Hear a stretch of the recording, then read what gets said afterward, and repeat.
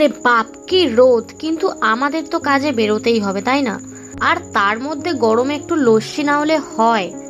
কিন্তু সত্যি কথা বলতে গাইস, লস্যিটা যতটা দেখে আমার ভালো লেগেছে, খেয়ে কিন্তু আমার ভালো লাগেনি।